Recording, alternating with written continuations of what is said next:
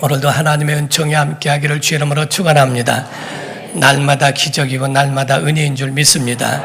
오늘도 예배 성공자가 되기를 주의 이름으로 축원합니다. 우리 하나님이 사람을 만드신 이유가 있습니다. 출애굽기에도 출애굽을 하게 하신 하나님의 뜻이 그 안에 들어 있습니다. 다른 게 아니라 예배라고 하는 겁니다.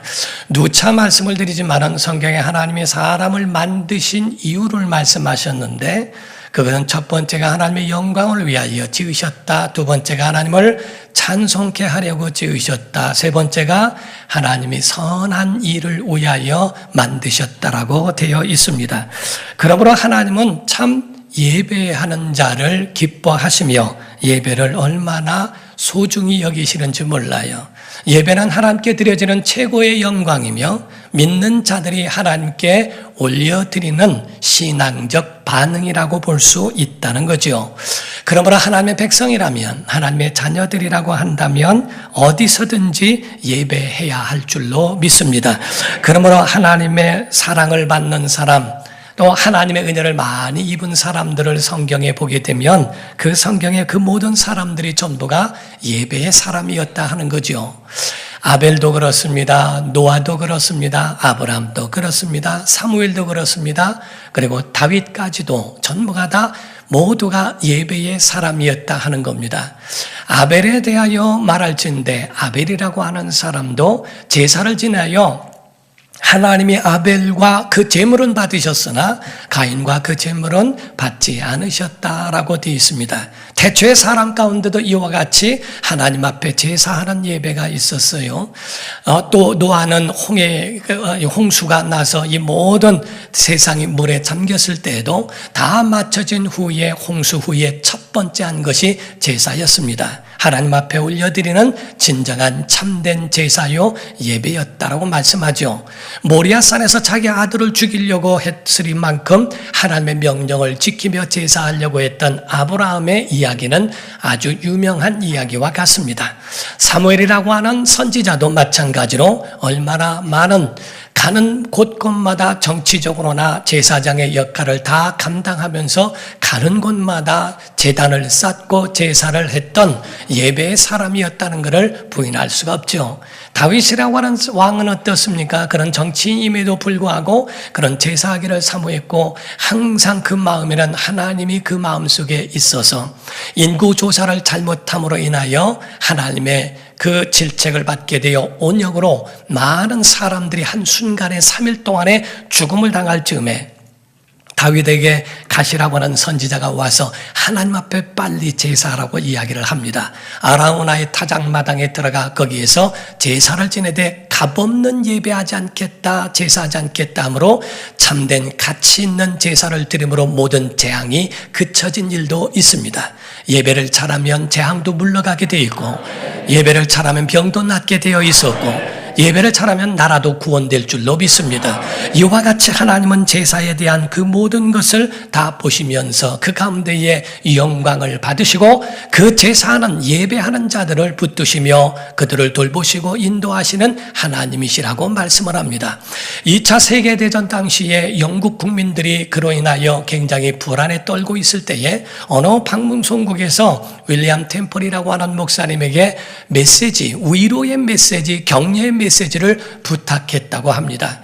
우리 나라가 지금 세계대전으로 인하여 두려워하고 떨고 불안해하는데 이때에 위로의 격려의 힘 있는 메시지를 부탁한다고 하는 첫 마디가 다른 게 아니라 사랑하는 국민 여러분, 지금은 전능하신 하나님 앞에 예배해야 할 때입니다 라고 이야기합니다. 우리가 원수되었을 때 로마서에 보면 5장에 말씀했죠. 우리가 원수 되었을 때에, 우리가 또한 죄인 되었을 때에, 우리가 연약할 때에 라고 한 것처럼 하나님께 손을 내밀어야 하고 하나님의 도움을 받지 않으면 안 되는 그러한 우리의 형편과 우리의 상황임을 우리가 잊어버려서는 안 된다는 것을 말씀하고 있어요. 예배라고 하는 것은 뭡니까? 하나님을 높이는 행위요, 그 이름을 찬양하고 있는 겁니다. 하나님은 과연 어떤 누구를 찾으시겠는가? 하나님이 과연 이 세상에 사람을 찾으신다면 누구를 찾으시겠는가? 어떤 자를 찾으시겠느냐 하는 겁니다. 오늘 요한복음 4장 23절을 보면 아버지께 참되게 예배하는 자들은 영과 진리로 예배할 때가 오나니 곧 이때라. 아버지께서는 자기에게 이렇게 예배하는 자들을 찾으시느니라. 예배자들을 찾으신다. 왜? 하나님 앞에 진정한 참된 예배하는 자를 원하시기 때문에. 구약에는 아브라함 앞에 나타났던 두 천사가 있죠. 원래는 세 천사라고 말하고 있는데 그 중에 여호와가 그 가운데 계셨고 둘은 천사로서 바로 소돔과 고모라로 향하여 가고 여호와는 아브라함과 함께 있어 대화를 나누는 그런 장면이 나옵니다.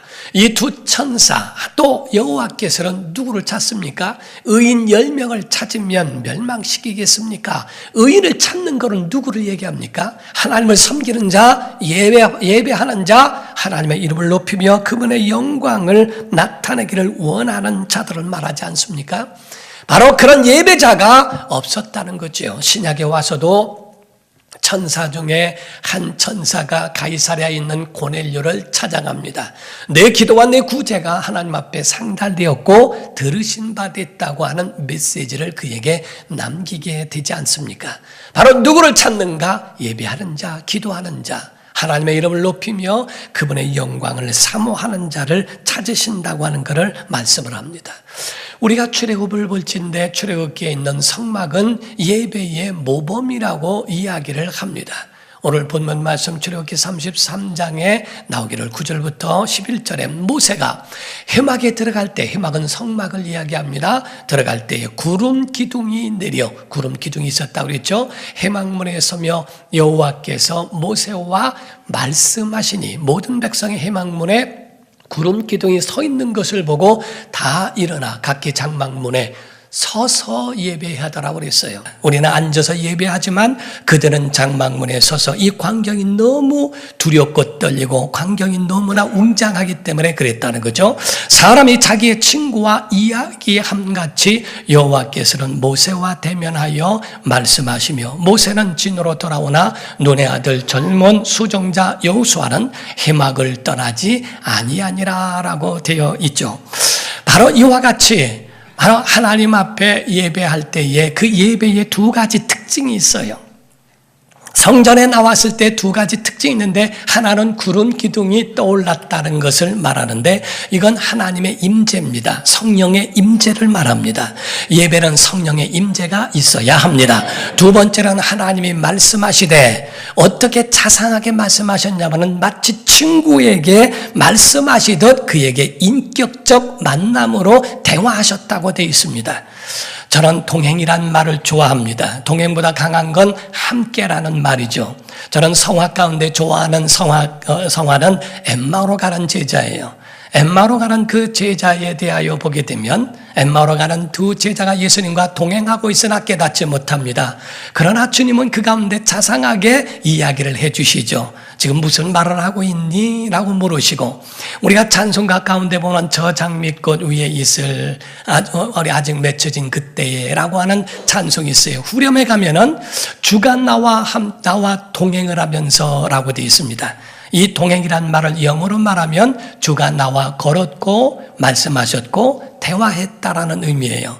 친밀감 있게 가면서 이랬다 저랬다 이랬니 저랬니 내 생각은 어떠니 나는 이렇단다 라고 하는 친밀감 있는 동행, 그 동행을 말합니다. 그냥 걸어가는 게 아니고 산을 등산하다 보면은 남편은 보폭이 커가지고 듬성듬성 가고 여자는 보폭이 작아서 종종 따라가려니까 어려워요. 그러면 하는 말이 같이 가요. 그러면은 빨리 와 이래 가면서 그렇게 하면서 등산을 다니면서 항상 동행했다는 것은 아닙니다. 동행은 같이 다녀야 동행이죠.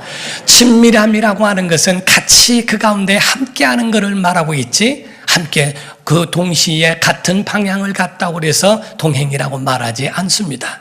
주께서는 이와 같이 제자들과 말씀하시며 믿는 사람들과 함께 하실 때에도 마찬가지로 친밀감 있게 그와 대면하셨다, 친구처럼 말씀하셨다라고 하는 그 말씀의 인격적 만남을 말씀하고 있다는 사실이에요.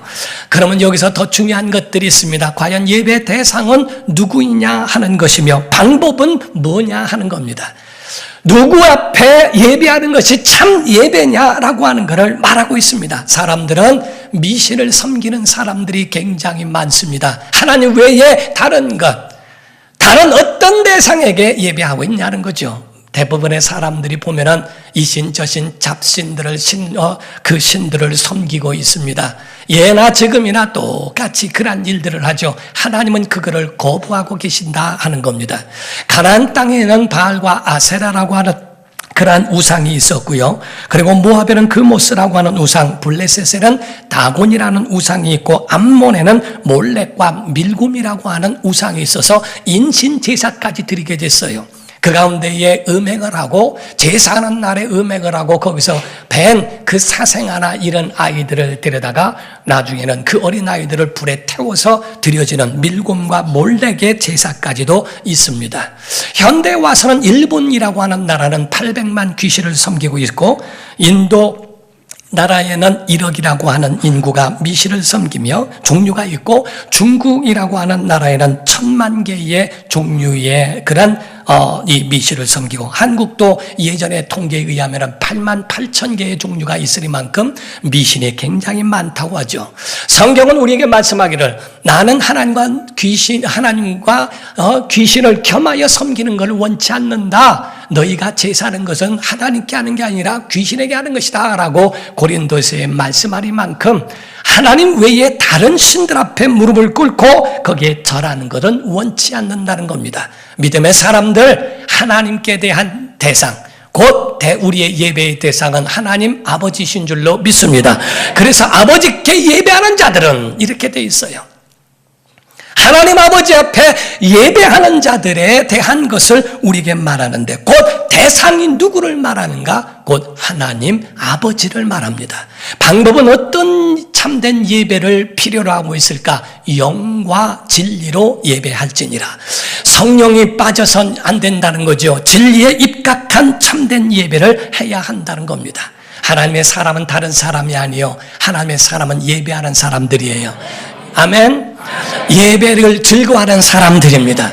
예배가 생명같이 여겨지고 예배의 기쁨을 찾고 예배에 힘을 얻는 사람들입니다. 대부분의 사람들 앉아있다가 자기 분야 얘기만 나오면 눈이 번뜩번뜩합니다. 예수님 얘기만 나오면 주무시다가 합니다.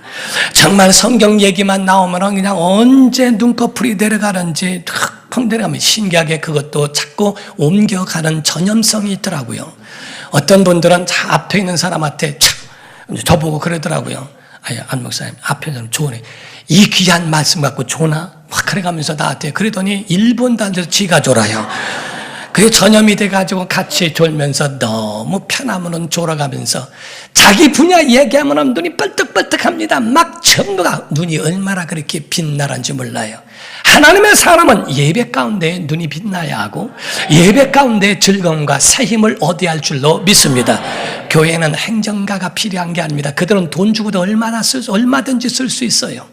돈 주고도 쓸 수 있는 그것이 아니라 진짜 하나님이 원하시는 참된 하나님의 사람들, 주의 종들은 누구를 말하는가? 바로 예배하는 사람. 하나님 앞에 예배하지 않고는 살 수 없어요. 숨을 쉴 수가 없습니다 라고 하는 만큼 어떤 목사님 간증을 들어보니까요, 처음에는 그 시장에서 장사를 했대요. 잘 팔렸다는 겁니다.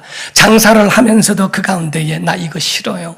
나 하나님 일하고 싶어요. 나는 주의 날에 주의 전에 있기를 원하고 오직 주님과 함께 하기를 원해요. 나 이런 거에 기쁨 없어요. 이런 거에 행복함 없어요.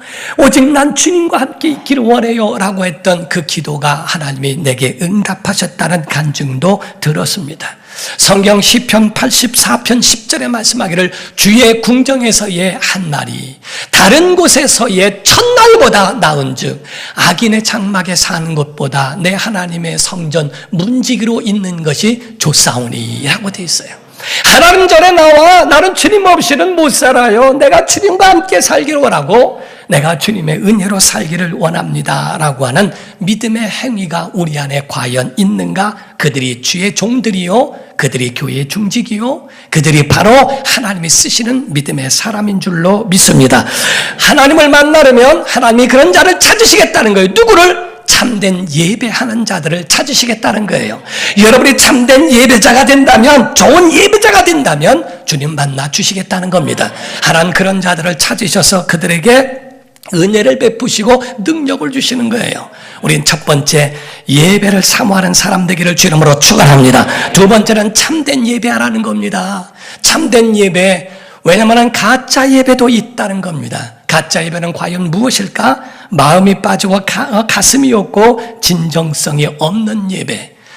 영혼이 없고 영혼 없는 웃음이란 말이 있죠. 영혼 없는 대답이란 말이 있죠.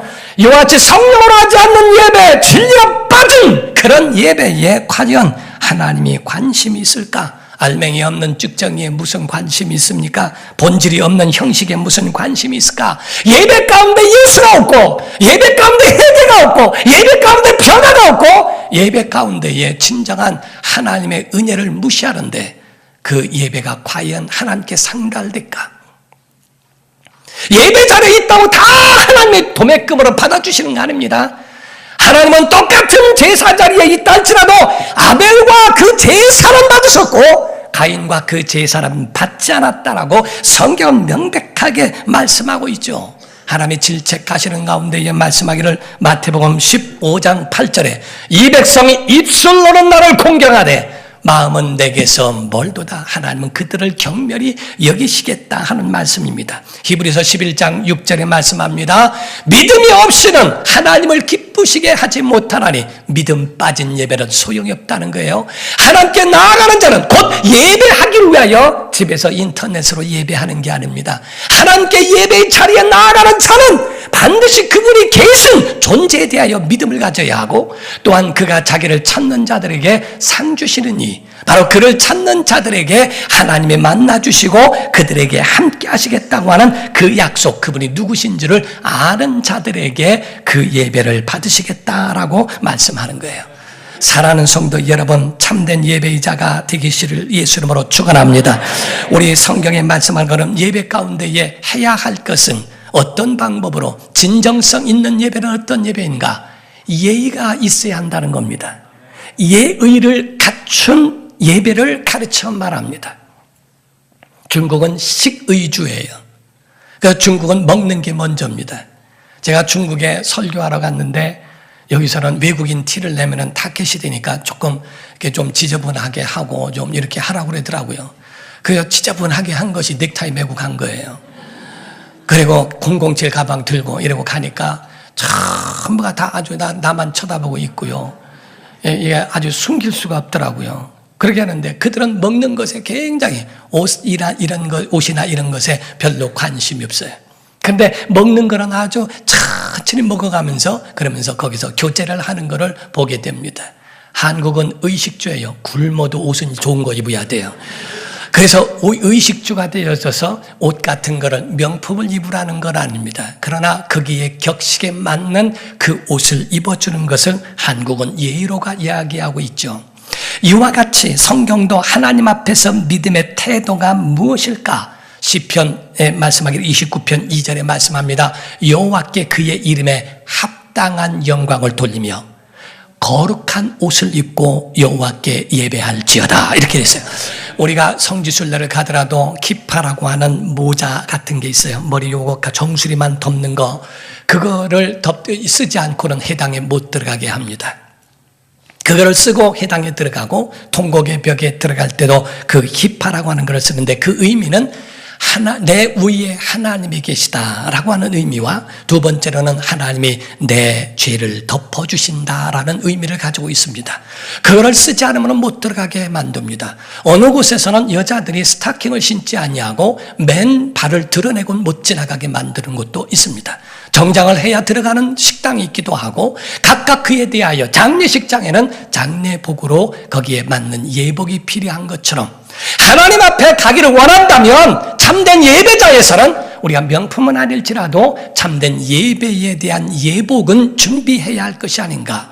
성경에 임금이 마태복음 22장에는 임금이 초청을 하게 됩니다. 그랬더니 소도 샀기 때문에 시험도 해야 되고 장사도 해야 되고 시집장가 갔으니 가기도 해야 되고 각각 이런 얘기로 핑계로 그렇게 장황한 거를 보고 사거리 어디로 나가서 다 초청해라. 누구든지 초청해라. 그 가운데 초청을 받고 다 왔는데 임금이 그 가운데 반드시 행한 일이 있었어요. 지나가면서 그 손님들을 보려고 왔는데 한 사람만 예복을 입지 않았다고 돼 있어요. 형제여, 당신은 왜 예복을 입지 않았는가? 그 말에 대하여 대답하지 못하니까 이를 끌어다가 바깥 어두운 게 내어 쫓아내라 라고 말합니다. 세상에도 마찬가지로 거기에 합당한 예의를 갖추고 하거늘 하물며 하나님 앞에 나오는 믿음의 사람의 태도가 그냥 대충 해도 돼요. 우리끼리 가족 하는 건데 세상에 보이는 것에서는 그렇게 열정을 다하는데 보이지 않는 하나님에 대해서는 과연 어떠한 예복이 있을까? 성경은 우리에게 그리스도로 옷 입으라고 되어 있습니다. 예수의 은혜로 옷 입기를 바랍니다. 가장 자기에게 있어서는 최고의 예의, 내게 있어서 명품은 없고 좋은 옷은 없을지라도 남루한 옷이라 할지라도 빨아서 깨끗한 옷으로 하나님 앞에 나와 진정성 있는 마음적 믿음의 태도의 예배가 지금 우리에게 있는가 하는 겁니다. 주일의 이 날은 하나님이 지으신 날이요 하나님이 정하신 그 날이라고 하는 것을 우리에게 말씀해요. 시편 118편 24절에 말씀하기를 이 날은 여호와께서 정하신 것이라 이 날에 우리가 즐거워하고 기뻐하리로다 라고 되어 있어요. 이 날에 우리가 그러면 구약에는 안식일이지만은 신약에 와서는 안식일을 완전히 완성한 날인 주일을 가르쳐 말합니다. 주님 앞에 나와 진정한 하나님 앞에 나오는 믿음의 예배, 그러한 예배로 나온 사람, 은혜를 사모하며 나온 사람들은 그 마음속에 기쁨이 있어야 하고 참된 즐거움이 있는가. 어떤 목사님의 이 이야기 가운데 들어보니까 5가지가 기뻐야 한다.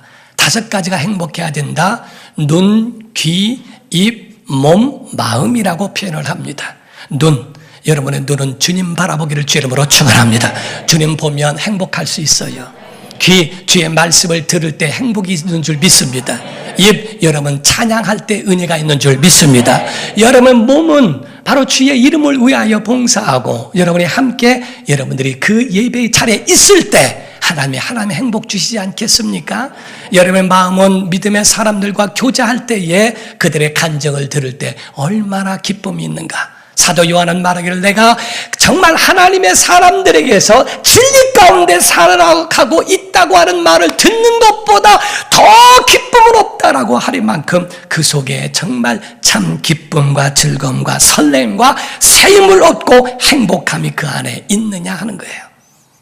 내게 샘솟는 기쁨, 내게 샘솟는 기쁨, 내게 샘솟는 기쁨, 내게 샘솟는 기쁨 넘치네 할렐루야. 내게 샘솟는 기쁨, 내게 샘솟는 기쁨, 내게 샘솟는 기쁨 넘치네. 아멘. 그냥 기쁨이 아니라 예수님 때문에, 하나님의 은혜 때문에 우리 속에 이와 같은 기쁨이 있기를 예수 이름으로 축원합니다. 그러므로 여러분과 저는 결단해야 되는 것은 일평생 하나님 만나기를 원합니까? 예배의 자리에 있기를 주 이름으로 축원합니다. 예배의 자리에 오기를 원하는 거예요. 하나님 기다리신다는 겁니다. 목사가 이렇게 둘러봅니다. 둘러보면서 왔구나, 오셨구나, 왔구나 이게 아니고 왔구나, 왔구나, 오셨구나 하면서 다 보는데 근데 왜 안 왔지? 이번에 왜 안 보이지? 왜 안 보일까? 근심이 되고 걱정이 되죠. 주님은 바로 그 예배의 자리에 있기를 원하신다는 거죠. 나병 환자 10명이 고침받기를 원할 때 다 고쳐주셨어요. 한 사람만 돌아왔습니다. 한 사람만 돌아온 걸 보시고 주님 말씀합니다. 다 고침받았는데 왜 너만 왔니? 아무도 어디 갔느냐? 라고 물으시는 것처럼 일주일 동안도 10,000가지 은혜로 살아왔거늘, 하나님의 은혜의 손길로 보호받고 살아왔거늘, 나머지는 다 어디 있니? 예배 자리에 와야 할 자가, 기쁨과 감사와 즐거움으로 하나님 앞에 돌아와 예배해야 할 자가 어디 있니? 라고 물으시는 주님의 목소리를 과연 듣느냐는 거죠. 사랑하는 성도 여러분, 예배를 사모하는 사람에게 결단코 하나님 외면하지 않습니다. 예배하는 자들에게 은혜를 베푸시고 보호해 주시고 그들을 새로운 길로 인도해 주신다는 약속을 믿고 우리 일평생 예수 안에 살아가기를 예수 이름으로 축원합니다. 기도하겠습니다. 이 시간에 기도할 때 오늘 결단의 마음이 있었으면 좋겠어요. 예배 자리에 내가 있기를 원합니다. 정말 만 가지 은혜를 입었는데 한 명은 돌아왔는데 나머지 아홉은 어디 있느냐? 그 아홉이 되지 않게 하시고 그 한 사람, 돌아온 그 한 사람과 같은 예배자가 내가 되게 하여 주시옵소서. 다 같이 통성으로 기도하시겠습니다.